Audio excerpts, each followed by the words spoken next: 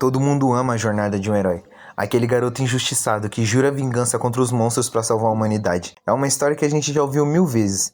Mas e quando o herói percebe que, para vencer o monstro, ele precisa se tornar algo muito pior? A queda de Shiganshina não foi apenas o começo de Attack on Titan. Para a psicologia, foi o ponto de ruptura. Ali, o mundo de Eren não apenas desmoronou fisicamente, sua psique foi forjada em um trauma tão absoluto que a ideia de liberdade se tornou uma obsessão doentia. Como o garoto que chorava pela mãe se tornou o homem que caminha sobre milhares de corpos. Como que o símbolo da esperança de Eldia se transformou no maior opressor que o mundo já viu. Muita gente diz que o Eren mudou ou que ele enlouqueceu, mas a verdade é muito mais perturbadora. Minha tese é que o Eren nunca mudou de personalidade. Aquele fogo destrutivo sempre esteve lá, escondido sob a pele de um protagonista de anime comum. O que aconteceu não foi uma mudança, foi uma revelação. A guerra e o poder absoluto não transformaram Eren, eles apenas removeram as travas que o impediam de deixar o monstro sair. Hoje vamos dissecar a mente de Eren Yeager, e prepare-se, porque para entender o Eren, a gente precisa olhar direto pro abismo, e o abismo pode estar olhando de volta para você.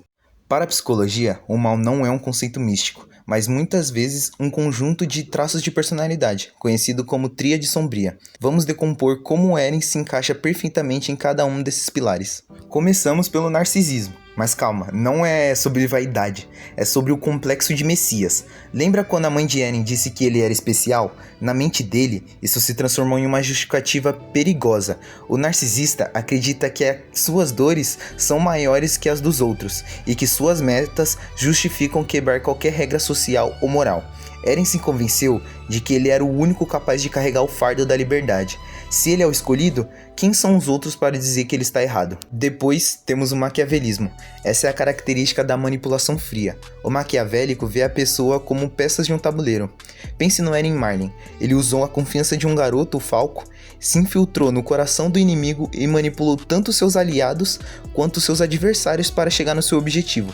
Ele não aceitou o estrondo por impulso. Foi uma estratégia calculada, onde a vida de milhões foi apenas uma variável matemática na equação da sobrevivência de Eldia. E por fim, a psicopatia. Não no sentido de um serial killer impulsivo, mas no desapego emocional. Para fazer o que ele fez, ele precisou desligar a própria empatia. A cena do espelho, onde ele repete lute, lute, é o que chamamos de autossugestão.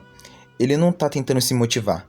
Ele está tentando sufocar o que resta da sua humanidade. Ele sabe que remorso vai tentar impedi-lo, então ele cria uma carapaça de frieza, para que o sofrimento das crianças que ele vai pisar no Titã Colossal não faça ele parar. Quando esses três traços se unem, você não tem mais um herói de um anime. Você tem uma força da natureza imparável e desprovida de freios morais. Mas será que ele fez isso porque ele é um monstro por natureza, ou foi o mundo que não deu outra opção para ele? Quando pensamos em grandes atrocidades, imaginamos monstros sádicos que sentem prazer no caos, mas a filosofia de Hannah Arendt, ao cobrir o julgamento de criminosos de guerra, percebeu algo muito mais assustador. O mal pode ser terrivelmente comum, é o que ela chamou de a banalidade do mal, e Eren Yeager é o estudo de caso perfeito para isso. O primeiro passo para o mal absoluto é a desumanização. Para Eren, as pessoas do outro lado das muralhas deixaram de ser indivíduos com sonhos e famílias. Elas se tornaram estatísticas ou obstáculos. Quando ele olha para o horizonte, ele não vê humanos. Ele vê um erro que precisa ser corrigido para que seu povo sobreviva. No momento em que você remove a humanidade do outro, esmagá-los deixa de ser um crime e se torna uma tarefa. Arendt argumentava que o mal se torna banal quando a pessoa para de pensar por si mesma e passa a seguir o que acredita ser uma necessidade histórica. Eren não faz o que faz por prazer. Ele chora, ele sofre, ele se desculpa com a criança que ele sabe que vai matar. Mas ele faz mesmo assim porque acredita que é o seu dever. Ele se vê como um burocrata do destino. Na cabeça dele, o estrondo não é uma escolha cruel, é uma manutenção necessária para a existência de Eldia. É o mal mascarado de dever. Mas um homem sozinho não faz um genocídio. É aqui que entra a facção Yeager. Eles são um exemplo perfeito da teoria de Arendt na prática. Eram pessoas comuns, padeiros, fazendeiros, recrutas, que aceitaram a atrocidade porque ela era embalada em uma ideologia simples, nós contra eles. Ao seguir o líder Eren, eles pararam de questionar a moralidade e passam apenas a seguir ordens. A barbárie se torna o novo normal. Eles não são monstros por natureza, eles são apenas pessoas que desistiram de pensar para pertencer a algo maior. E é aí que mora o perigo. Eren convenceu uma nação inteira que o horror era a solução lógica. E na vida real é exatamente assim que as maiores tragédias da história começaram. Até agora, analisamos o Eren como um arquiteto do caos, mas sejamos justos com a complexidade da obra. Precisamos olhar para as cicatrizes, o que a guerra fez com a mente de uma criança, e o que acontece quando essa mente descobre que o futuro já está escrito. Eren é a definição do transtorno de estresse pós-traumático. Desde os 10 anos, ele vive um estado de hipervigilância. Quando o cérebro é exposto a traumas repetitivos, a resposta de luta ou fuga fica travada no luta. Para o Eren, a violência não é apenas uma escolha, tornou-se a única linguagem que ele conhece para se sentir seguro. Ele não consegue mais conceber um mundo que o conflito não seja a base da existência.